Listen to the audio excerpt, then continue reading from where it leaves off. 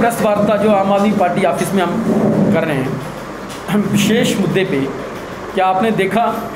जम्मू कश्मीर के अंदर अगर हम बेरोज़गारी की बात करें तो जब देश के अंदर बेरोज़गारी दर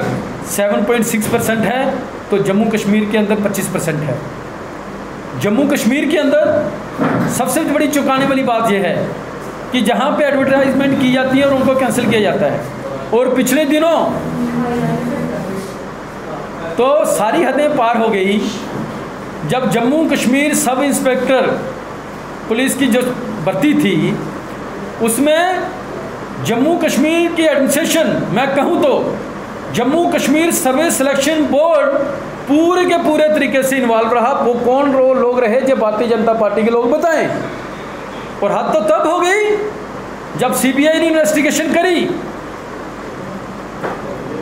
तो भारतीय जनता पार्टी के डीडीसी मेंबर भूषण बराल, उनका भाई सौरभ बराल, उनका बेटा रोशन बराल पूरे के पूरे तरीके से उस भर्ती घोटाले में शामिल थे। तो लिहाजा ये बात स्पष्ट हो गई है कि जम्मू कश्मीर के अंदर जितने भी घोटाले, जितने भी भ्रष्टाचार के मुद्दे हैं, चाहे वो माइनिंग का मुद्दा हो, माइनिंग घोटाला हो, इसमें जैसे कि भारतीय जनता पार्टी के ही पूर्व एमएलसी ने कहा कि माइनिंग का पैसा सीधा पीएमओ ऑफिस तक जाता है। भारतीय जनता पार्टी के शासन में ही उन्हीं के गवर्नर सत्यपाल मलिक ने कहा मुझसे 2 फाइलें पास करवाने के लिए 150 करोड़ रुपए की ऑफर की। वो भारतीय जनता पार्टी के उच्च पद में बैठे लोग, आरएसएस के उच्च पद पे बैठे लोग थे। तो आज जम्मू कश्मीर को, युवाओं को बेरोजगारी में धकेल के और ये